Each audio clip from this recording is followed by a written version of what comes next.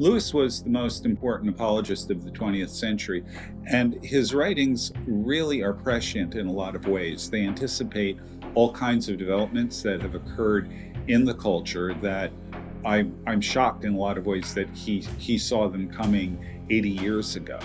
He's also a person who intellectually inhabited a world that most people have forgotten, but still influences our world in many subtle and unappreciated ways. As a figure who is immersed in the history of Christian thought and also classical thought, he has a way of connecting things and important issues, I think unparalleled, even by some of the most brilliant academic theologians. If we lose Lewis, we lose one of those bridges to the past that not only helps us understand the past, but understand our own moment. And in particular, his way of understanding the beauty of all things at the heart of reality, and that the glory of God, if you will, can be tasted and touched through Christ. And this can be a continuous thing that draws our desires more fully into God and God's life. Out of ourselves and into Christ we must go.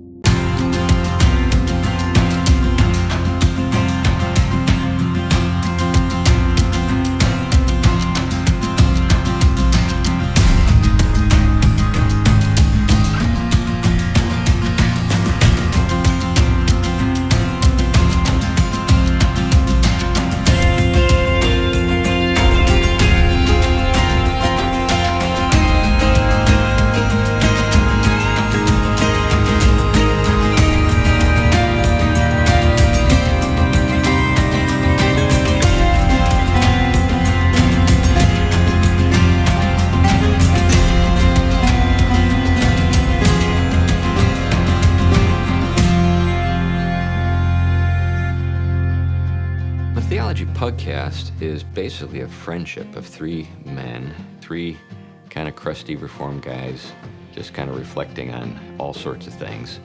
And I think that's what people like about it. Basically, we touch pretty much any area that interests us and discuss it in theological and philosophical terms. We call the podcast theology Pugcast because we began meeting actually in a pub very close to me called the Corner Pug. And this is where we would meet regularly, like the Inklings used to meet, to talk about theology and other things they were writing. And this was something we began doing, and we began bringing a microphone with us. We're all Inkling fans, and I think we all wish that we had been a part of that group. A lot of the podcasts have dealt with C.S. Lewis and J.R.R. Tolkien and the Inklings generally. And so the trip to Oxford was an opportunity to see their home turf and explore really their world and their ideas right in the environment where they worked. Going back to Oxford, there were a host of emotions that flooded me. One was just the excitement, of course, to share it with my colleagues. But also it was just really reconnecting my imagination to the place that really stirred it initially as a student, walking in the steps of a person and a figure that has had such a spiritual impact on my own life, and really being able to trace those steps in conversation with each other.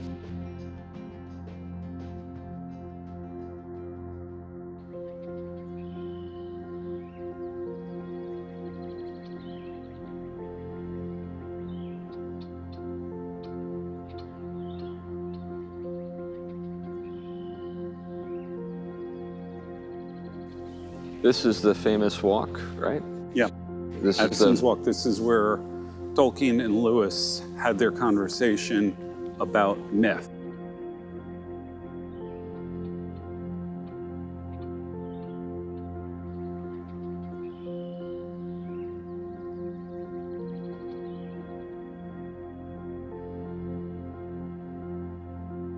Tolkien basically said to Lewis, okay, you were moved and you were excited about all of these myths about dying and rising gods, about Balder and all of these others. But when you get to Christianity, you just dismiss it.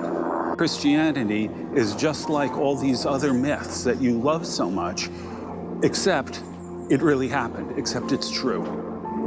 And that idea of Christianity as a true myth is the thing that really cracked open Lewis to considering Christianity as something that was potentially true, but maybe even more important than that, something that was desirable, something that he could love, something that he could be attracted to. Initially, people who hear the word myth in our world think a fanciful lie or some kind of thing that we can dismiss as untrue. So that's the paradox of the statement true myth, is that many people consider that a contradiction in terms. The way we use the word myth, we say, oh, that's just a myth. We mean it's fiction. Right. Lewis, Tolkien, and others, when they are talking about myth, that's not at all what they mean.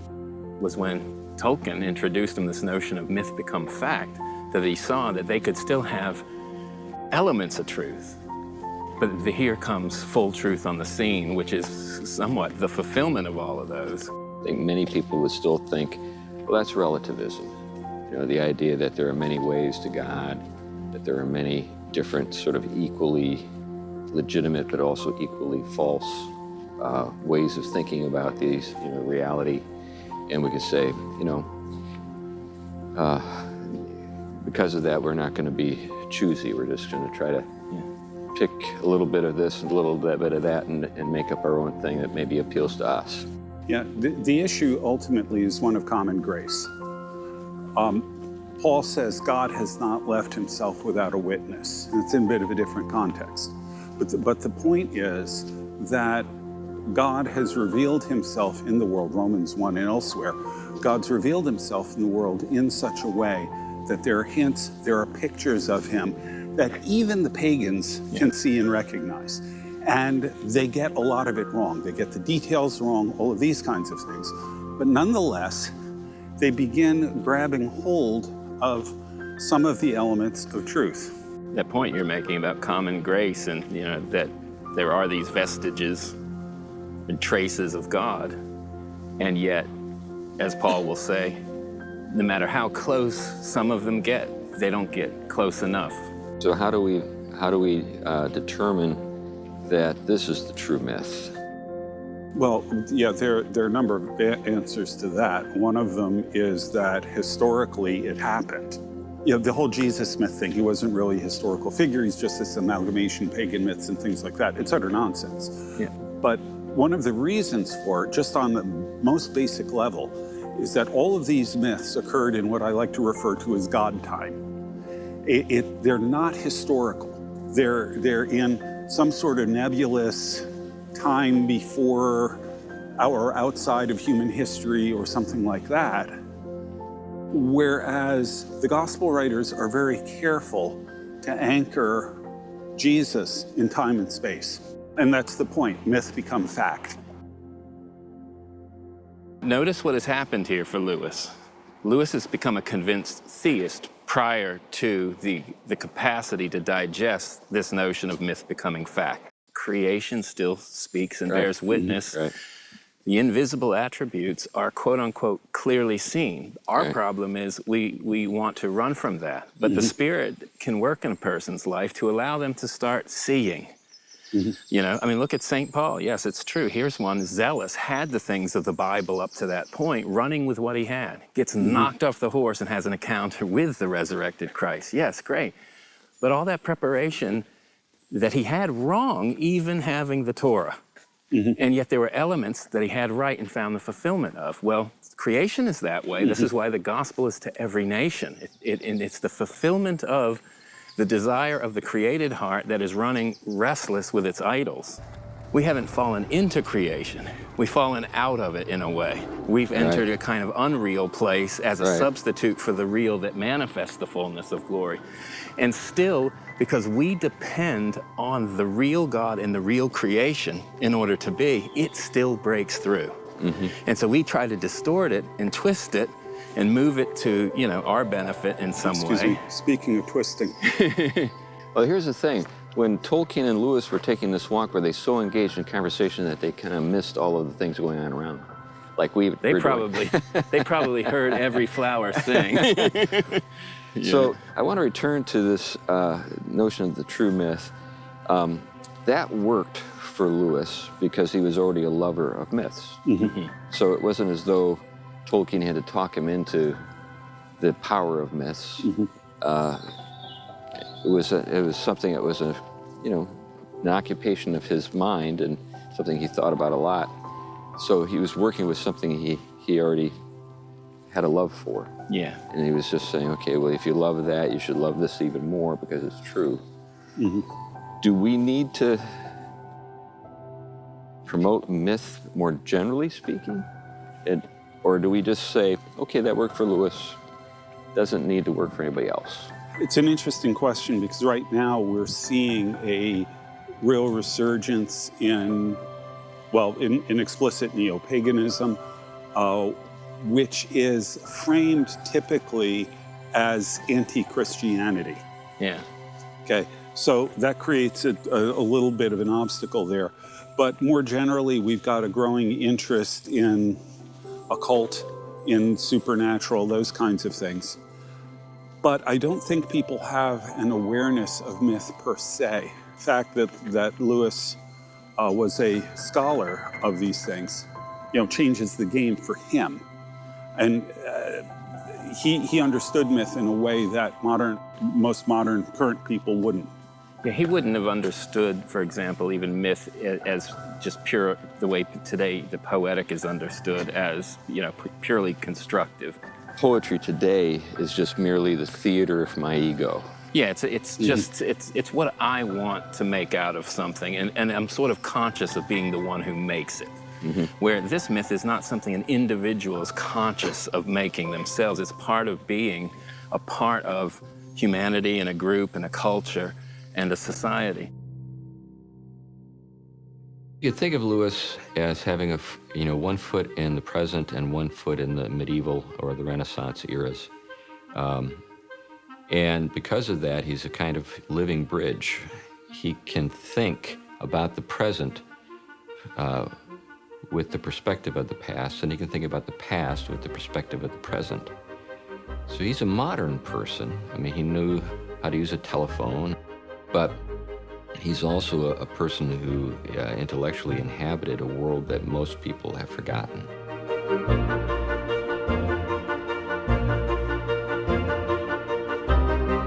The reason you read old books is because they got different things wrong.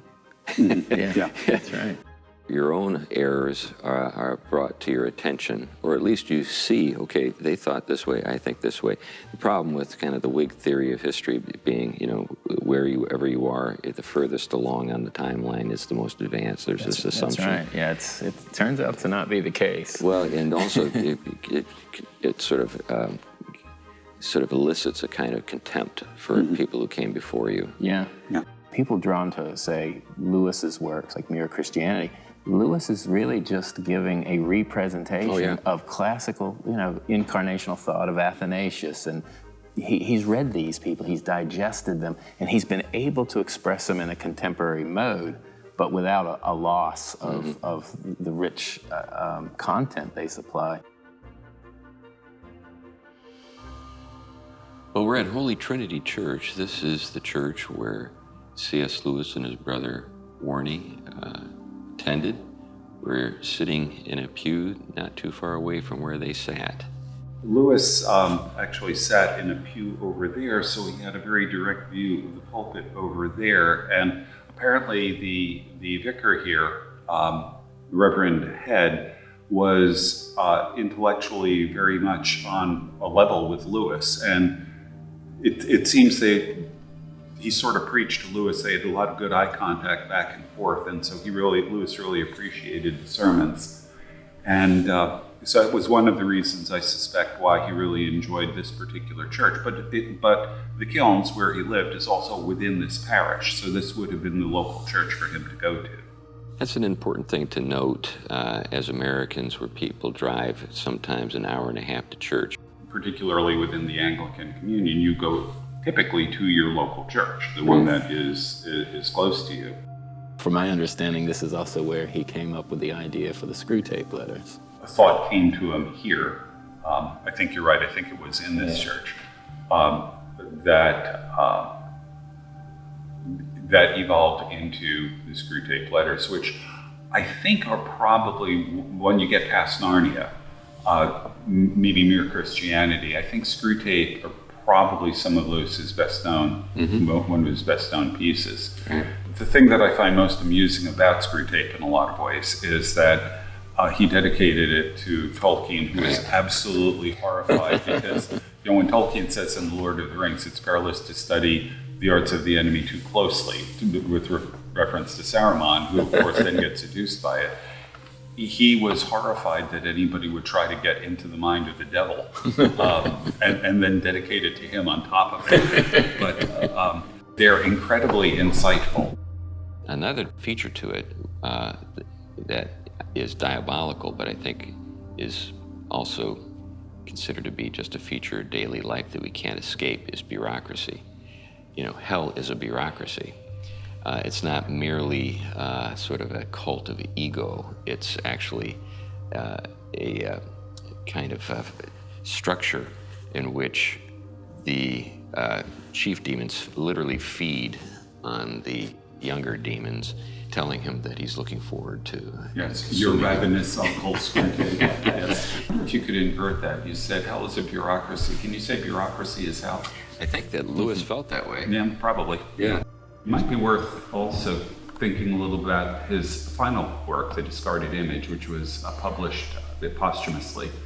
The Discarded Image is, to me, one of Lewis's most intriguing works. I mean, depending on what day you're talking to me, and actually probably the time of day, I'll tell you a different work of Lewis's is my favorite. It could be The Way to Glory, it could be The Great Divorce, it could be The Discarded Image. It's really kind of hard to pick. But The Discarded Image is, I think, a really important book because, well, as a historian, doing mostly early modern history, but also medieval, what he does there is he explains what he calls the model, we would say the worldview, of the medieval and early modern period. And he explains it in really, I think, a very compelling way. Now, a lot of readers trip up on it because he's constantly citing literature that, especially as Americans, we are not familiar with, so we don't know what these things are.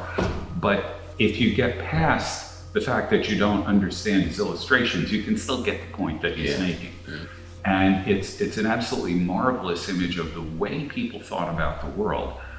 But Lewis's point, I think, isn't that, this is a picture of the world that they used to have and we don't have it anymore, and gee, it's too bad that we lost it, that we discarded this. I think he's saying that, okay, we know that the world doesn't work in a scientific sense the way they saw the world then, but this model still has importance for us today because it answers questions that our modern model of the universe, which sees it as this sort of mechanistic thing operating according to the laws of physics, this modern model doesn't answer questions that the medieval model is so successful at addressing. The ancient world talked about formal and final causes, ways in which things have meaningful, intelligible forms, things like human beings. They have a nature, and built into those nature there are meanings and purposes, all within a higher order of meaning and purposes. The world, the ancient model for Lewis had those things far more correct. They tend to be either bracketed out or problematic once it becomes all focused on the material world and purely material causes. Yeah, the fact-value divide simply doesn't exist in the older view. Right. We want people to make good choices just because they're virtuous people. But that misses, I think, this point that we no longer think of the world as a value-laden thing. It isn't an integrated view. It's this purely materialistic view that doesn't integrate into its understanding of the universe, spiritual, moral reality. Yeah. The problem with the approach that currently is employed is that it's so useful for controlling and manipulating the physical world and the physical people who inhabit it. When we think about totalitarianism, it's essentially an approach to governance which has a kind of scientific sort of bias. What I mean is that it treats subjects as objects, and the objective is to manipulate them. I think one of the best summaries of this is from Narnia, where Eustace meets a star and he says, in our world, a star is a big flaming ball of gas. And I think it's the star replies to him, in your world, that's what a star is made of. It's not what a star is. That's it. It's the ontological question at that point. Yeah, but that distinction is something that's utterly lost in the modern world. That's right. And that again is one of the things that the medieval model can really bring out. Well, for a lot of people, I suspect that is a cute language trick, but it's meaningless. The distinction doesn't exist. Yeah, the distinction does. But it needs to. Mentally, it doesn't exist, but there is a genuine distinction there, and it needs to exist. People need to recover that kind of distinction. And again, the discarded image is an attempt to get people to start thinking in these terms. Don't just think about it as antiquarian interest. This is how they used to think back then before we knew better. Think about this, and what does this say about how we should be thinking? What does it say about what we've lost? And what does it say about maybe suggesting a way to recover a sense of meaning, a sense of what our place is in the universe, all of these kinds of things that frankly are a scientific way of viewing the world. It doesn't give us any answers for.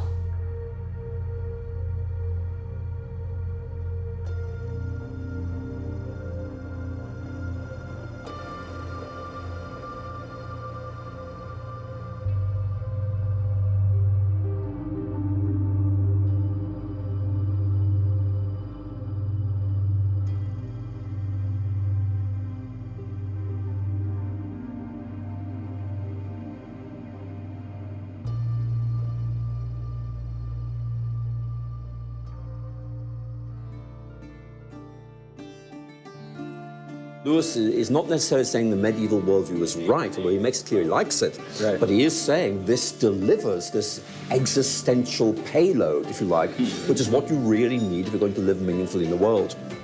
As a student, I would go over to the Eagle and Child, which was one of the key pubs that Lewis and the Inklings would attend. I think they had a nickname, Bird and Baby. And when I went there, it was still open.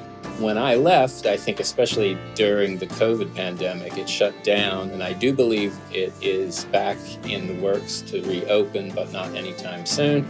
So we had to go to the next best place right across the street, the Lamb and Flag, which was where they would tend to go after they left the Eagle and Child. So they were pub crawlers, and this is where we interviewed Professor McGrath. We have to learn to respect the scientific way of looking at things on its own terms.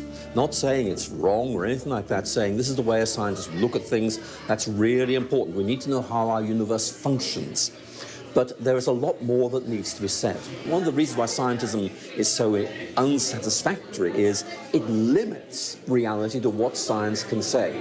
But existential reality is bigger than that.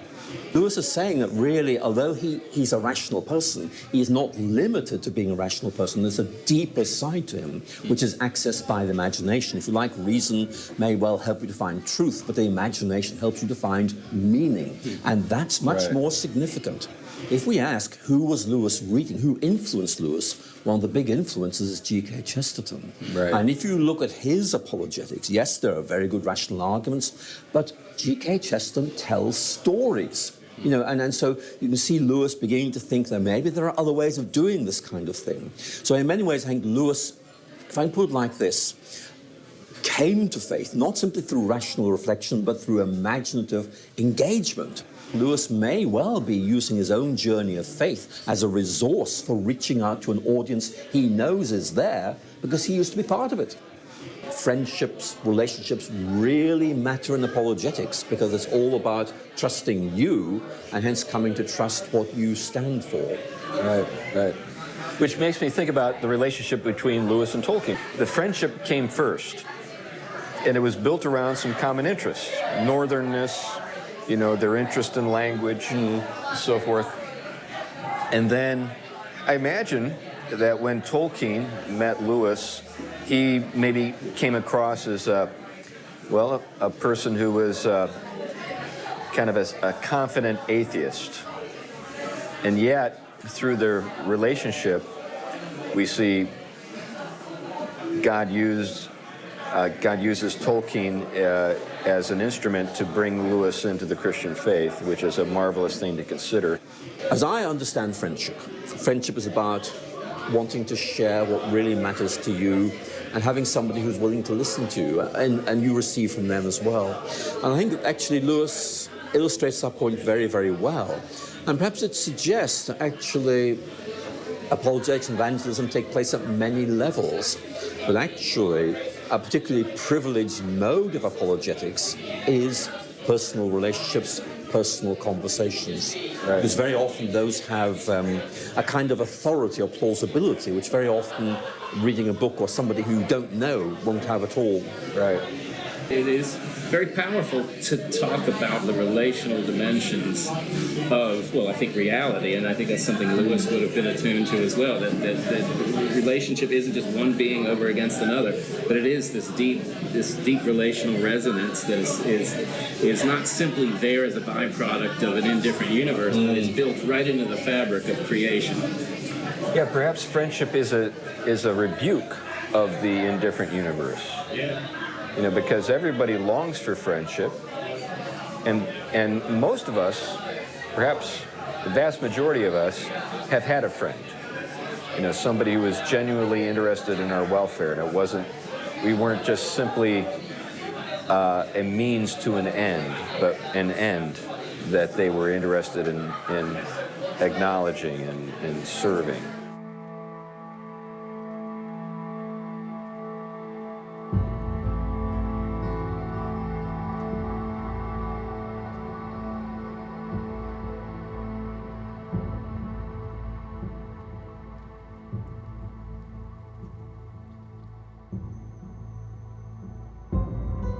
We sometimes think of the polarities between Protestants and Catholics just from the polemical fights they have over the doctrine of grace. This wasn't what, for example, Tolkien and Lewis would talk about. It wasn't fights about those issues. It was more fights about whether God existed or not, and if so, how do we know it? The first part of the relationship, the early days of the relationship. That's right. And so early on, they had debates. Lewis was moved from atheism to just a kind of generic theism. And it was Tolkien eventually who convinced him that Jesus Christ had historically become God made flesh, which uprooted, finally, those last vestiges of kind of unbelief in Lewis. Mm-hmm. In a world in which a lot of people in the evangelical and reformed world are still fighting the battles of the 16th century, here we see an example of a Roman Catholic leading one of the, frankly, leading lights of Protestant evangelical, more or less evangelical world to faith.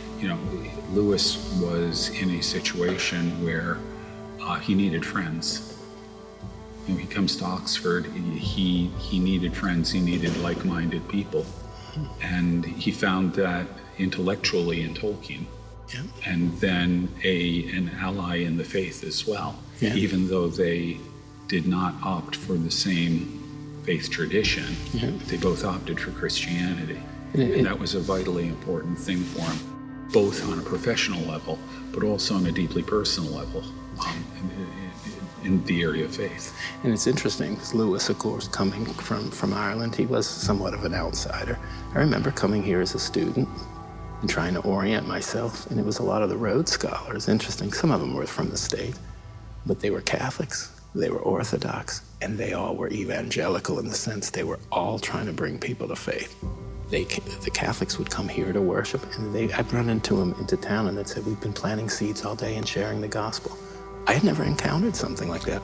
If you're from a town where, you think of the Catholic Church on the other side of town as the enemy, welcome to Manhattan, or welcome to Oxford, or welcome to Cambridge, or welcome to any environment where you are not in a setting where you can take certain things for granted. You find yourself in a hostile environment, and suddenly the things that seem to be enormous that separated you from other Christians diminish to be the level of molehills in comparison. I remember coming into a formal hall. We do a lot of these here, and one of the Catholic friends of mine was talking to someone who was an unbeliever about the way in which God's grace fully has come to us in the incarnation to invite us into the most intimate relation with God known as Trinity.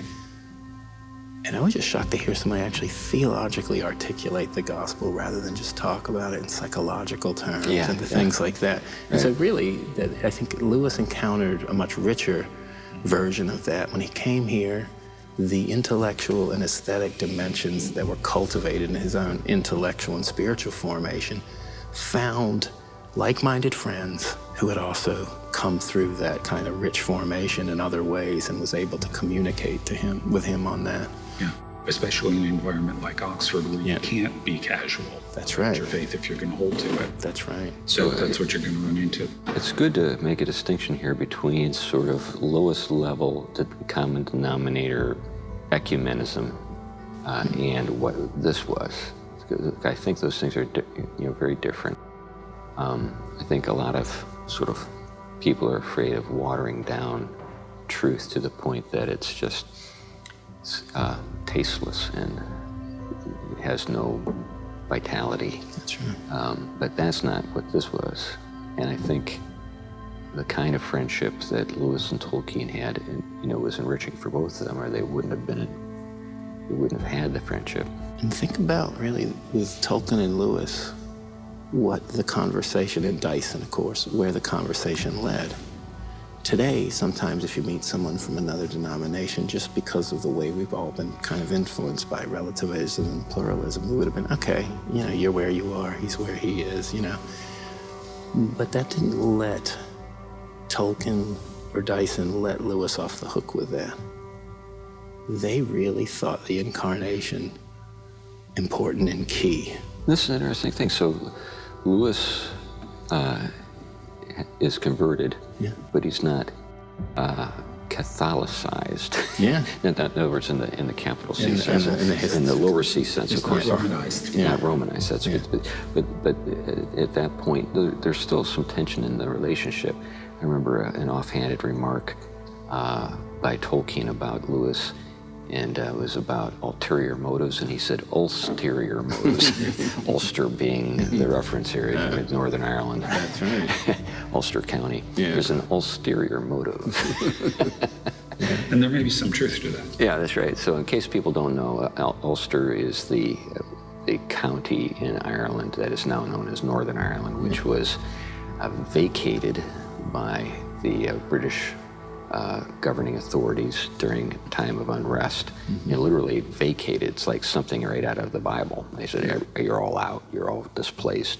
And they move in the surliest, roughest Scots they can find and they're Presbyterians, of course. And say, okay, have it, it's yours now. And of course, that creates bad tension. Yeah, it creates a feud that exists to this day. Yeah. And he is from that area. Stock That's right. That's right. He's one of those guys. Both of them would have had reasons to have second thoughts about the relationship.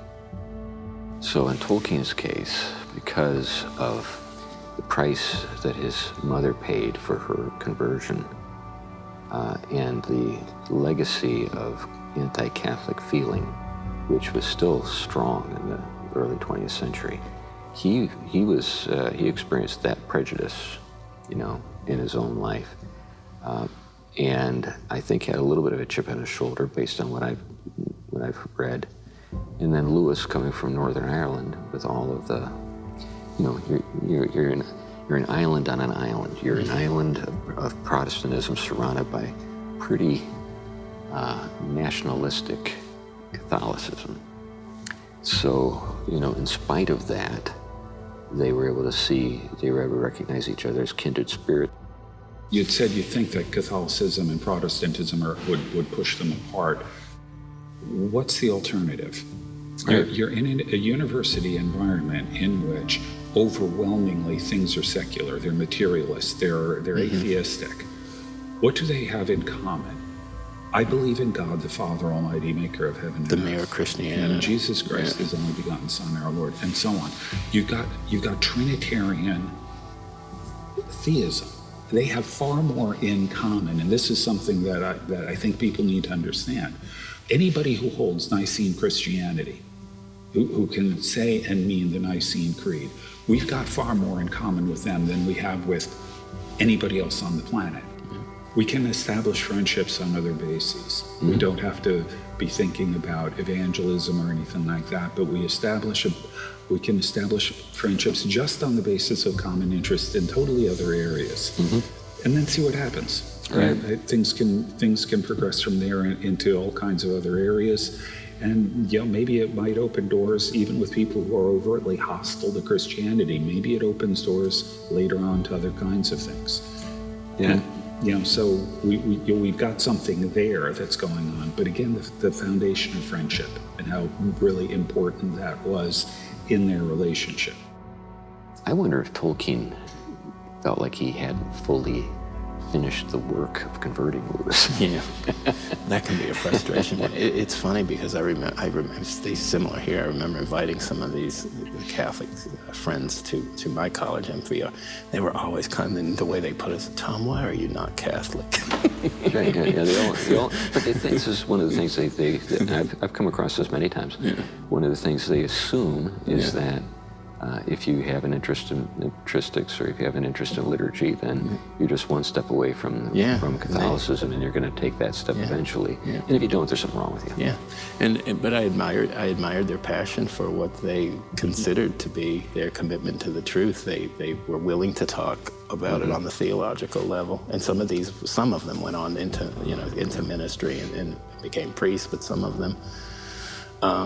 It just was their living faith. But I think the thing was to see living faith that was not afraid to engage. Even when I was a student here, I mean, you can have rigorous intellectual unbelief. And it isn't always easy to know how to step into conversation with some of the just high-level discussions that are going on in fields.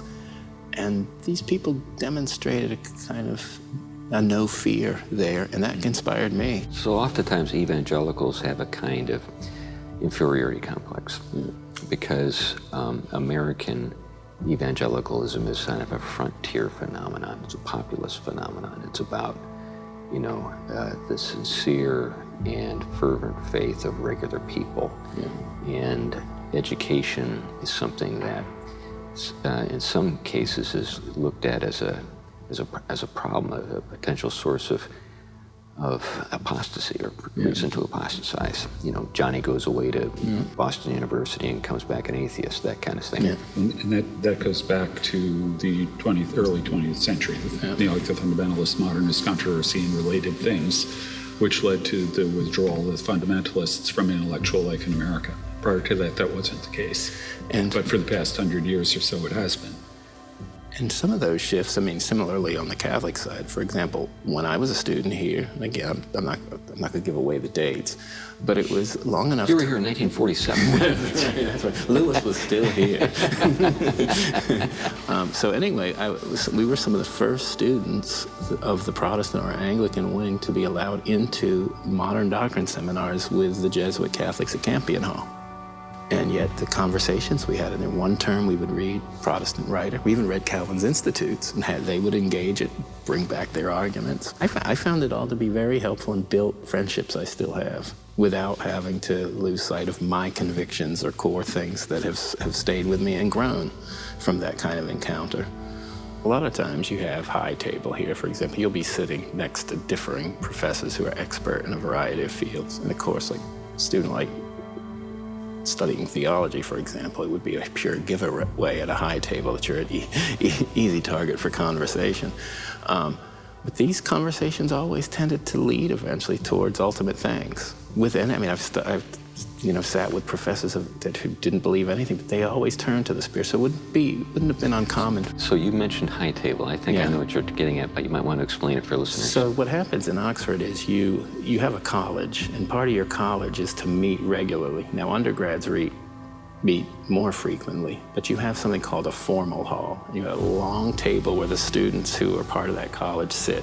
You can invite students from other colleges, they will invite you, but the high table is where all the professors sit. And of course, they will bring guests and the like. And so the conversation starts with a lot of wine and a lot of food. And sometimes the students are invited to the high table? Yes, there are certain students can go, and at each high table, certain students can get to sit there and converse. So you're constantly interacting with people from every field that are great at what they do. And so to sit by somebody studying literature or philosophy or the hard sciences, and I'll never forget, maybe we can end on this, I know a professor here of philosophical theology was sitting at the high table at Christ Church and sitting next to an atheistic science professor. And they looked kind of with that pained look. Oh, you theologians, you have your presuppositions, don't you?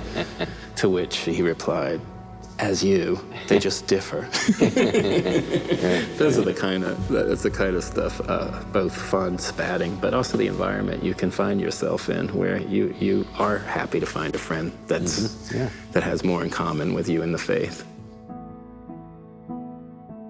Lewis was tutor here at Magdalen for nearly 30 years, at the end of which he went to Cambridge. And, people might wonder why he did that. Why would you go from, I really wonder, why would you go from Oxford to Cambridge? But leaving that aside.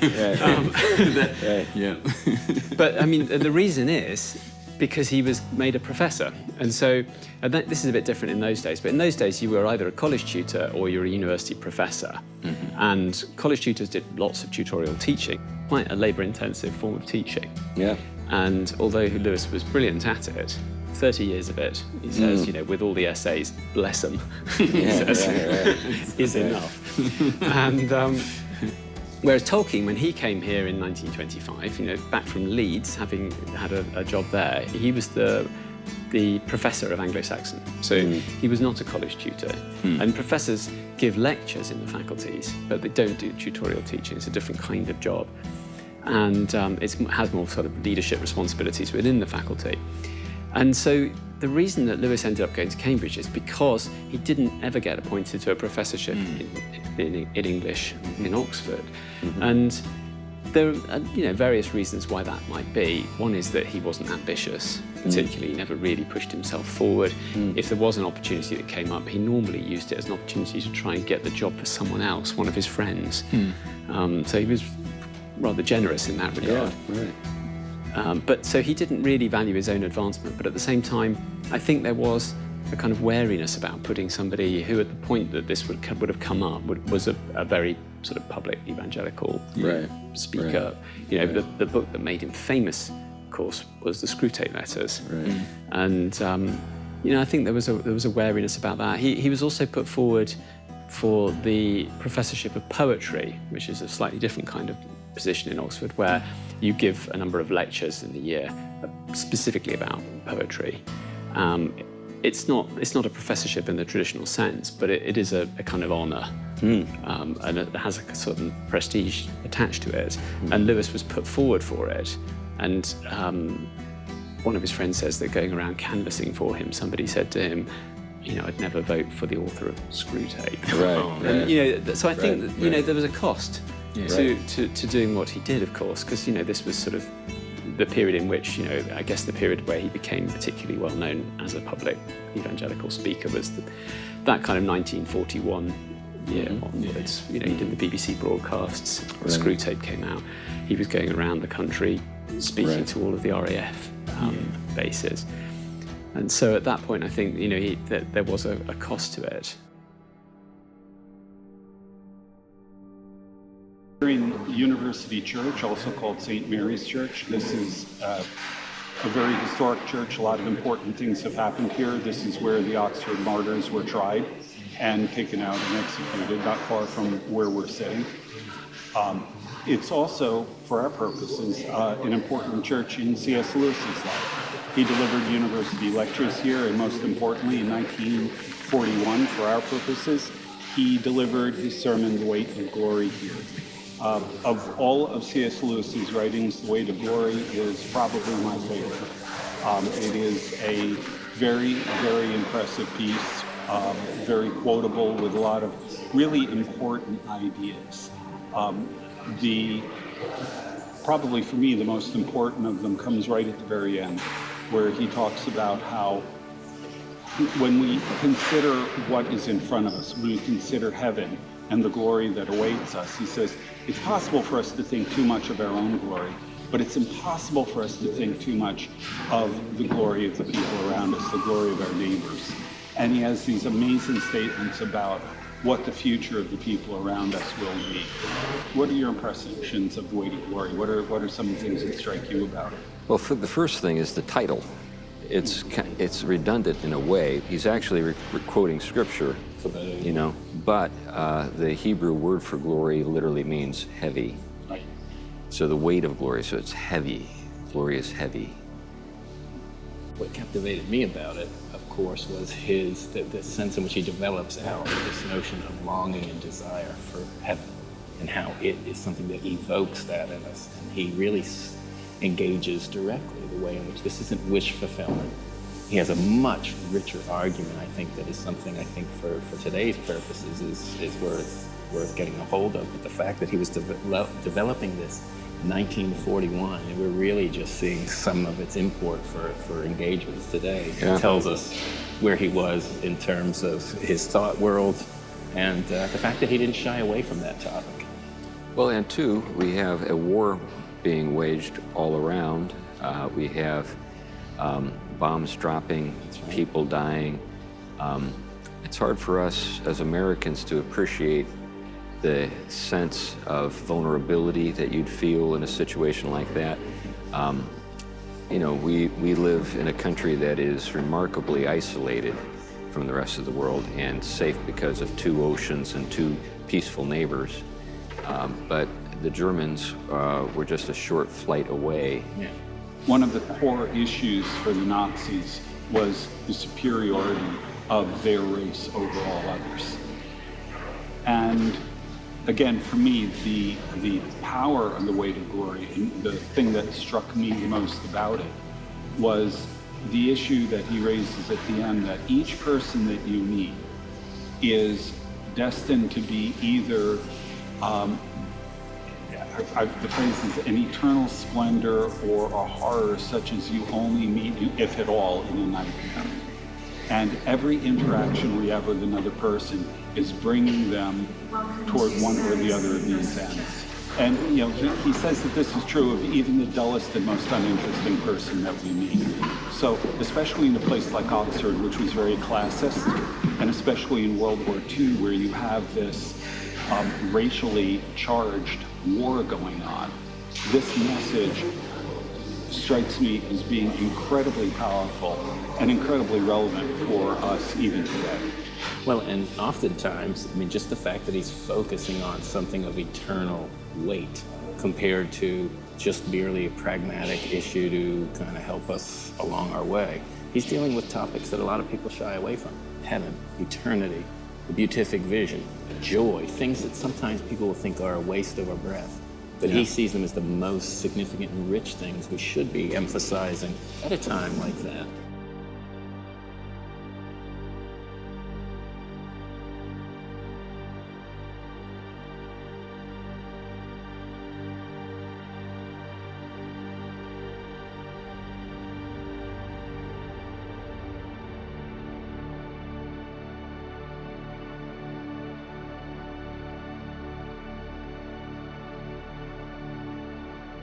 Well, and you know the old saying, you know, he's so heavenly minded, he's no earthly good. Yeah.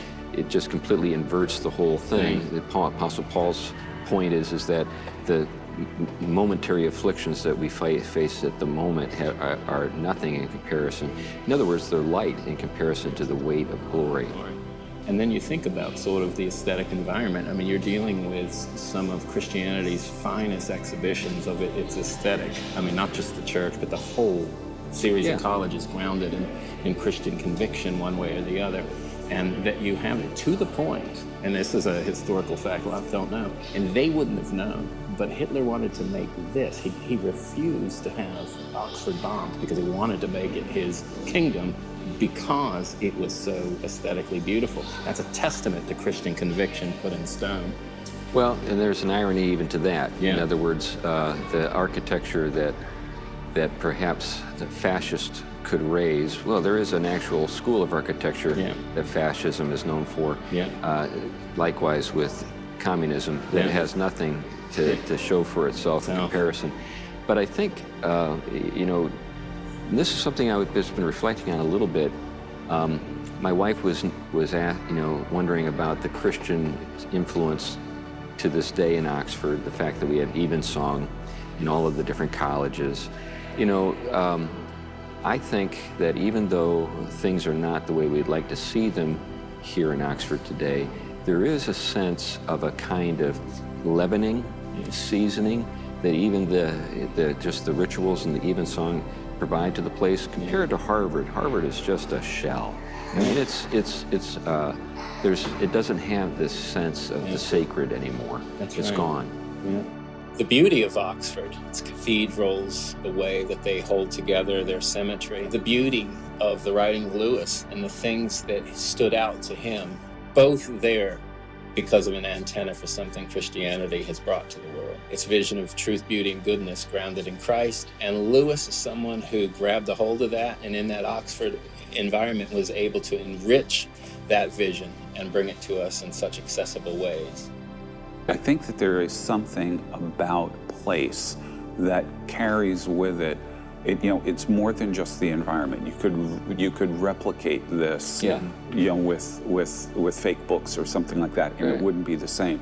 The fact that we are dealing with a place where people have worked, where generations of scholars have worked, I think it leaves a kind of imprint on the space that you cannot duplicate artificially. It's just it changes the environment. You're participating in something that has a real legacy to it. You're tied to more than just being able to replicate or fabricate. Right. So it's not just the fact that we're in a room full of wood. That's right. It's not just that the lighting works the way it does, but there's maybe an awareness that we have. So, or does it go beyond just an awareness? Well, Is there some kind of spiritual reality? It ties us to those people in a way. Right. I think that there's some sort of spiritual or metaphysical kind of reality to it that the place has changed. It's just like, this will be a controversial statement for a lot of my Protestant friends out there, but it's just like if you go to a place, a monastery or something like that, where people have prayed for 1,000 years, it's different. They go to pilgrimages in Jerusalem. They get some kind of sense, Yeah. But then, the thing that most modern people would say is it's just because of your understanding that you bring that with you to the experience. But I think what we're getting at is, no, it's not just that. You have a sense that there's something more. Yeah, that's a modern reductionistic way of understanding it. I'm not sure at all that that's correct. As a matter of fact, I'm pretty sure it isn't. During my student years in Oxford, I actually visited the Kilns and almost was the host of the house there. So I did have a little bit of a connection the first time. Going back to his house in particular and having the conversations that we had there and learning a bit more of the history, I think it really deepened my understanding of Lewis, not only as a theologian, but as an ethicist. I read Abolition of Man maybe every 4 or 5 years. Just going through it, I noticed as I was looking through my copy that the yellow highlights are fading. I think that book and That Hideous Strength are guides for us in our time. There are many writers who aspire to be relevant and are maybe irrelevant for that reason. Here we have Lewis is not trying to be relevant, he's trying to be true and is very relevant for what we're experiencing now in our world. Well, I agree. The Abolition of Man and That Hideous Strength are two of Lewis's best and most important books. As I was writing this guide to the Abolition of Man, I kept being drawn to the Latin tag, the line from Horace, Dulce et decorum est, pro patria mori. It's sweet and fitting to die for your country. And Lewis keeps hammering away at that as the test of one's belief in objective value. Because for as long as your belief doesn't cost you anything, it's easy to suppose that you believe it to be objective. But do you really? And only when you have to pay a price to show your belief in its value does it really reveal whether you believe it to be objective or not.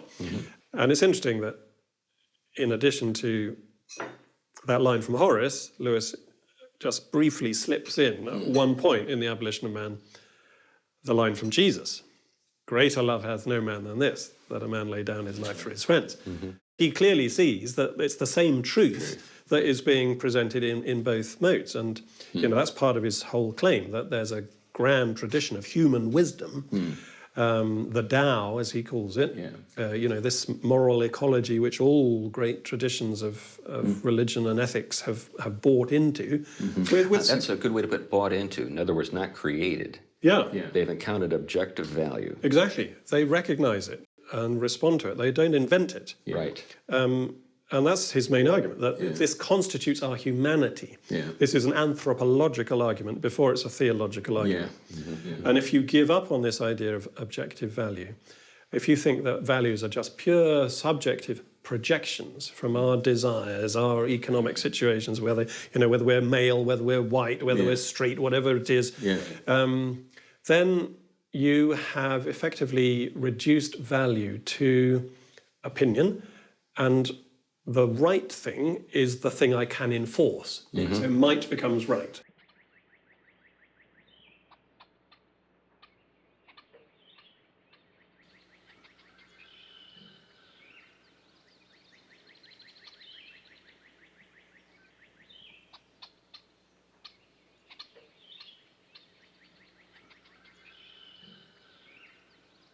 This sense that we see a rich, intrinsically meaningful cosmos, and the task of the wise to conform themselves to that.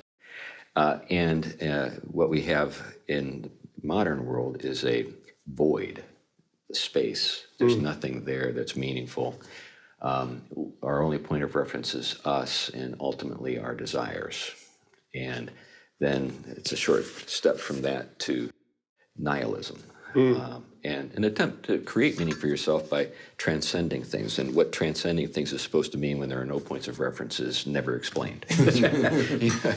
Just why, Carl Sagan used to say, "You are stardust," and this idea that this would be flattering to you is implied but never explained. So there has to be a verticality in reality in order for transcendence to be meaningful. So there is no transcending anything if there is no vertical, they're hierarchical, sacred order to things. The cardinal problem for the wise men of old was how to conform the soul to reality, and the solution had been wisdom, self-control, virtue.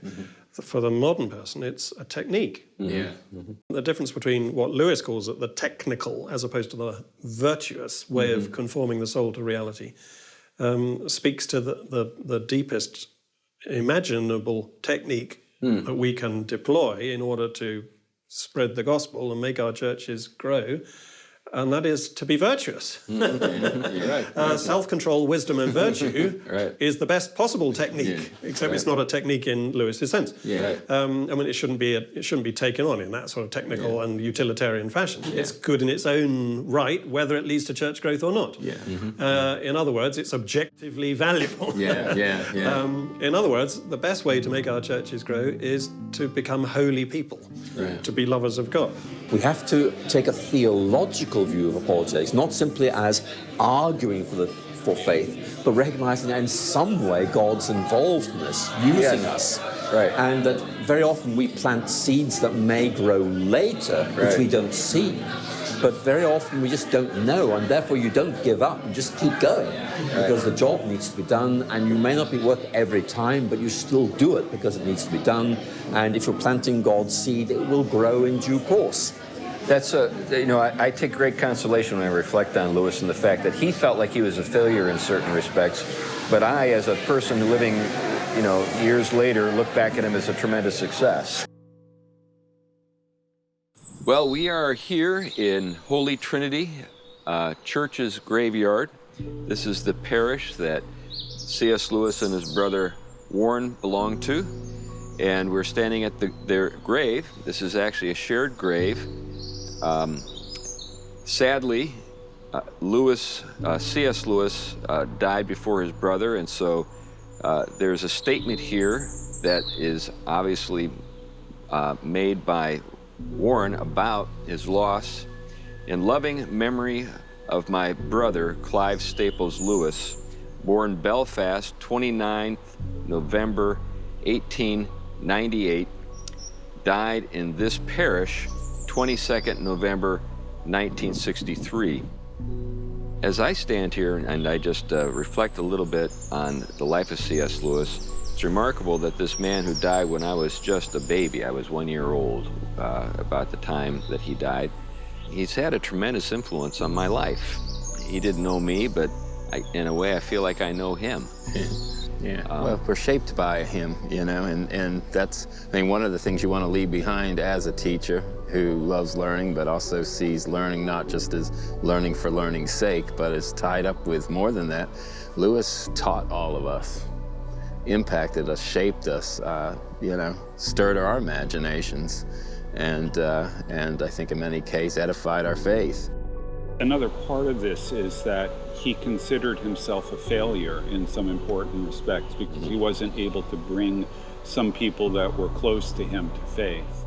And yet, far from being a failure, his influence, his legacy is ongoing. He is continuing to bring people to faith now, decades after he's died. He is continuing to shape people's faith. He is continuing to influence their relationship with God, their way of seeing the world, all of these different things. It's continuing in ways that I don't think he could ever have anticipated or in any way expected. Right. It shows the way people's influence in their lives are incredibly diffuse. They just spread like ripples. And Lewis was a very big stone in the pond with an incredible set of ripples that he's created. One of my favorite books by C.S. Lewis is a book entitled The Great Divorce, which is a book that,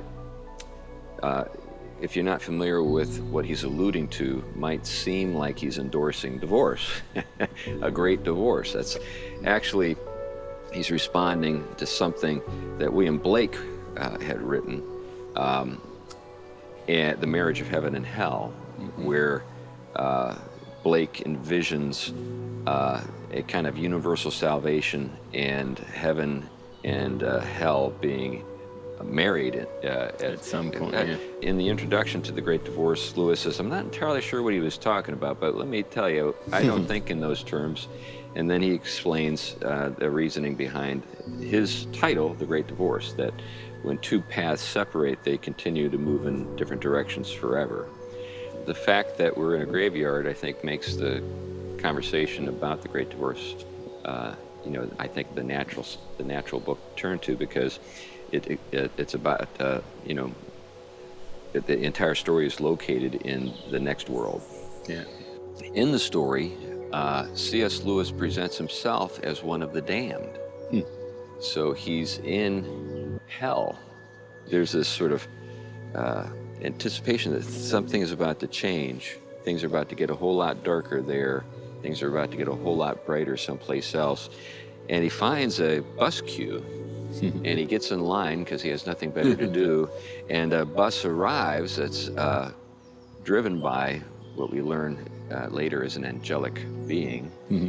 Anyway, and what you have is a trip to heaven for these damned souls, and they're given one last chance, one last opportunity to repent.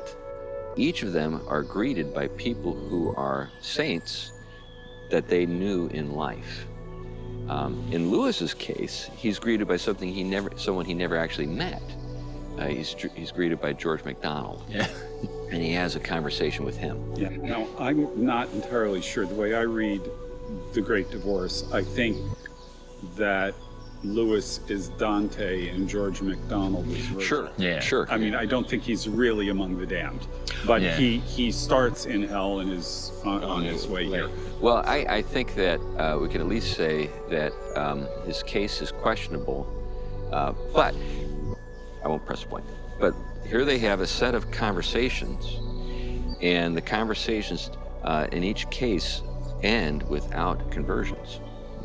Right? So you have these people that have all the evidence that anyone would ever need that heaven and hell are real, and you have people who are still choosing hell over heaven in the course of their conversations.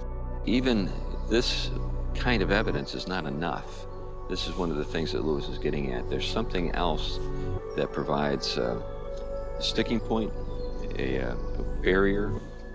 The issue isn't truth. At the end of the day, the issue is truth. Right. And this is core to a lot of Lewis's apologetic, I think, that reason is important, but reason will not carry you all the way in. That there's something else that's involved. In these cases, it's various sins. It's pride. It's excessive, although twisted love. It's any number of other things that are heart issues rather than head issues, and that's the key thing. Even for the theologian, that's one of the more amusing. That's right. He's insisting on maintaining open inquiry in heaven, and the guy's like, "There's nothing." You sort of forget that the reason for asking questions is to get answers, and the answers are right here in front of you. It's significant that, with your point, that it was MacDonald that has this figure here, because MacDonald, of course, changes. It's Lewis's encounter with MacDonald that kind of, brings everything to life for the first step, even without conversion at this point. Baptizes his imagination. That's it. Right. And so, but that for him still isn't enough for everyone. That's a step in the process, and that was a particular step in his process. And yet that is one of the arenas in which baptized then renewed, if you will, that allows one to handle that kind of reality that those who don't embrace it and cut themselves off from it because of their, distorted loves and various other vices and sins, cuts them off and makes those beautiful things heinous to them. As a final thought, the sticking point, I think, in each case, whether it's love or some other motivation, meaning disordered love or some other motivation, is there's a need to justify oneself in each case. Why it's right for them to be as they are and not repent. They want heaven on their own terms in each case, and they're not willing to change. They're not willing to change their minds. That's what repentance is, metanoia, a change of mind.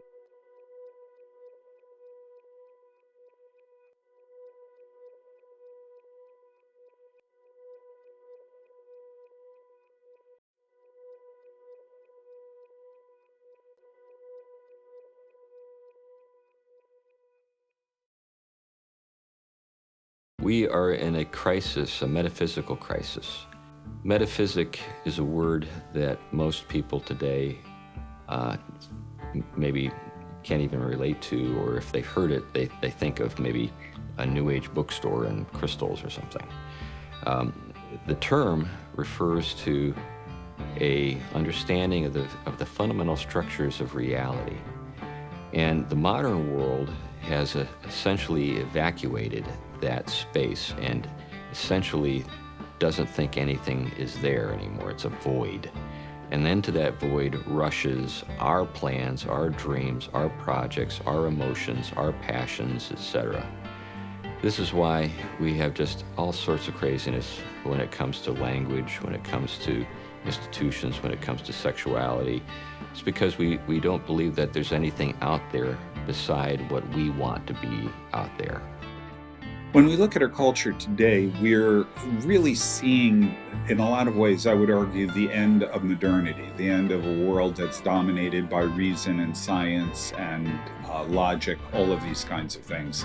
We're entering an era of, well, we're already in an era of postmodernism.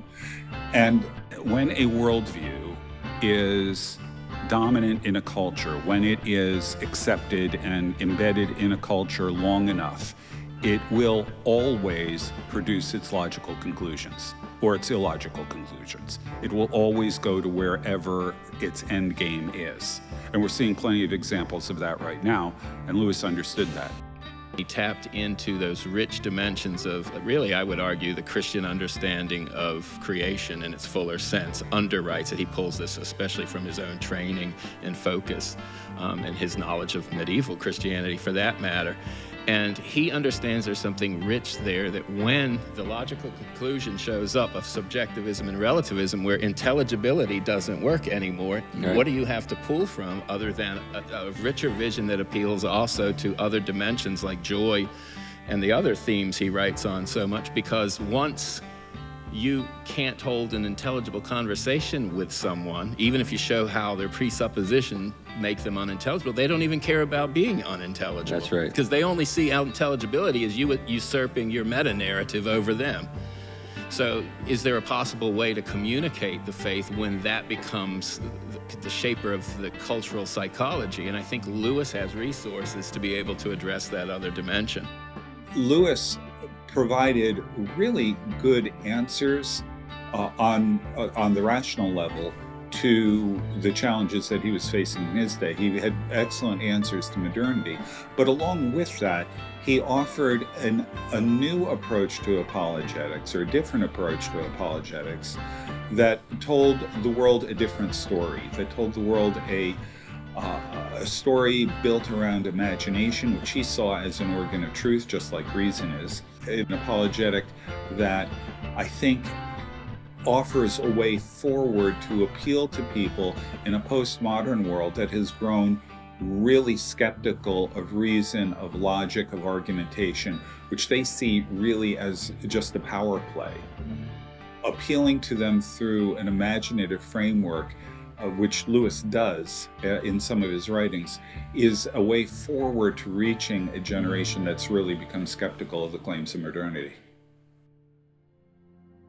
Today, with the postmodern world, you kind of have a strange mix that you can't really communicate, as Glenn said, directly the older notion of myth into, because there is a sort of understanding that all things are basically just built for people to have power over other people. Yeah. So all stories that attempt to move beyond my story or your story, relativism, to become everyone's truth or story, is looked at suspiciously. So to say if there's a true myth is to say I have a meta-narrative that I'm going to absorb yours into mine. And so it's a power play. So we have to be very careful the way we talk into that environment. And that is, I think, where our challenge is. But I think the imagination and the benefits of the understanding of a fuller reality that touches on joy and desire, things that all humans have built into their constitution, is a way Lewis is still very capable of providing resources for us to use to witness now. So one of the things maybe that implies is that we're still looking for the apologetic for our time. Yeah. So I know some people talk about stories and say stories are the art that we need. Storytelling. Yeah, we need to be able to do that. And I'm on board. I mean, we can see that with those guys. They were storytellers. Yeah. They were deeply steeped in literally the classics, but also in folklore, in other kinds of medieval literature, which gave a richness and depth to their imagination that we lack. Most modern fantasy writers who want to be the next Lewis or the next Tolkien read Lewis and Tolkien and think, oh, that's what I got to do. Yeah. But they don't understand the formation that's necessary to get to the point that, and it allows you to do that. Yeah, they don't really know what they did, in other words. But I think, Chris, I think most of us, don't fall into the same giftedness, but how can we utilize some insights they kind of gave us? I think one of them is they really focused hard on the implications of the Christian understanding of the human being. Lewis, for example, because it was part of his own conversion, talked about how joy impacted him. Joy is not what I think most people think about. When you hear the title of the book, Surprised by Joy, yeah. The idea I think that comes to many minds is the feeling you would have if you won the lottery. Yeah, that's right. And that's not at all what Lewis is talking about. That's right. This is something that is much richer experience of something that catches you off guard. I think he even used Wordsworth, what is it? Surprised by joy, impatient as the wind. I mean, that was the next line. It is something that catches you off guard and almost stirs a sense of wonder in you that creates a longing. Right. And in that longing, there is an echo of you're made for something more, and nothing in this world is going to fulfill it other than the source of it all, God. And he says it's a longing that is more desirable in itself than obtaining the thing that you're longing for would be. That's right. Right. This isn't a desire that you can kind of work up for yourself. It's something that just catches you by surprise, as you said. But there is something in your constitution that is readied for it because of the way you're made as a creature, because you aren't the source and you depend on the source and you're made for that source. So as Gustin said, you're restless. Now you may not be aware of it yet, but all the little desires you have are little vestiges or tastes that you're made for this. When Lewis describes this longing, this sense of, infinite longing. Yeah. When I read him describing it, I said, I had that. Yeah. I know what he's talking about. Yeah. If a person hasn't had something like that, the evangelist doesn't have something to work with. Well, I think for Lewis they do, because even though we're talking about a profound sense of being knocked into something he wasn't prepared for, he will argue that every little desire of every good thing, your desire for a dessert, is not irrelevant to that. But he talks about there being kind of a higher desire that even those kind of point to. Now again, someone may not be consciously aware of it. Some of us get knocked into it, or some kind of ignore it or suppress it. But there is something about them as looking for something to fulfill that desire that they're made for. I mean, they tend to do it in things that distract them, or entertainment, or hopping from one relationship to another, hoping to find meaning and happiness. They bear witness to being made for this. And so seeing them turn to something to fulfill their heart's desire over and over again, but never doing it, becomes a stepping stone. There are desires that we have that nothing on earth can fulfill, which he sees as proof that we are made for something more. Because every natural desire we have has a natural fulfillment for it. That's right. Well, we have this natural desire for eternal life. We have a natural desire for all these other things.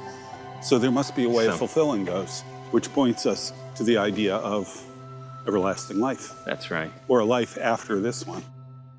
And I think it's a very profound argument. I don't think we've spent enough time contemplating how rich it is for an apologetic.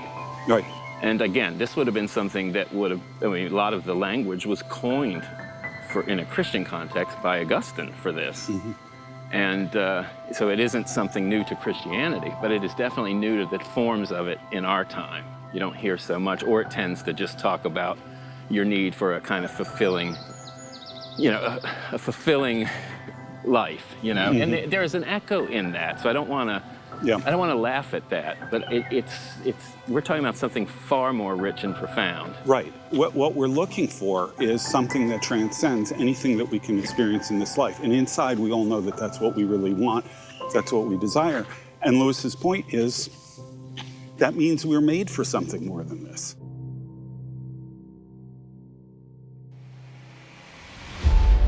As I was leaving Oxford, one of the things that I was really struck by is that, well, I really understood why people love the city so much, why people would go to the university there and then want to stay on to become tutors and ultimately professors. It is a beautiful place, it is a beautiful environment, and there's something about the atmosphere of a place where people have studied for hundreds and hundreds of years that's really, really hard to find anywhere else. It was just a marvelous experience from top to bottom, and I'm going to be looking for some sort of excuse to get back. I think in our current situation, especially where there is a lot of distrust in claims for the rationality of belief and the coherence of our worldviews, Lewis is an impressive figure because he can still hold on to those, but he can address people who have kind of rejected those paths to truth. He recognizes at the heart of what it means to be a creature is a deep desire for God and a deep desire for the joy that is God's very life. And we're looking for that everywhere. It doesn't matter how radical or skeptical you are, we all have things we pursue out of this deep desire for completion and fulfillment. And Lewis was able to tap into that because he knew that at the heart of who God is joy. He can still speak to us today, and if we have ears to hear and eyes to see, he can help us a great deal.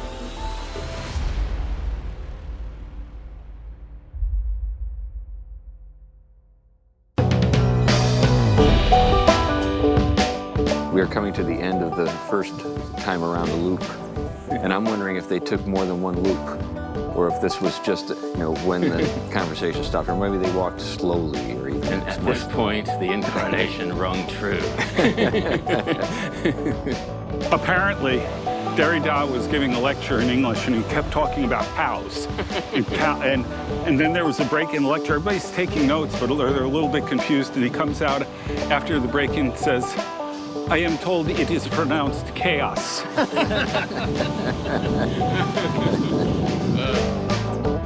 The Hebrew word for meditate means to chew on cud. They may have more to teach us than we think. They're out here contemplating.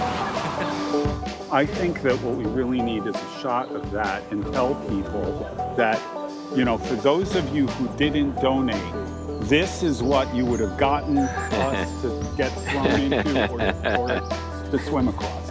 I mean, there you go.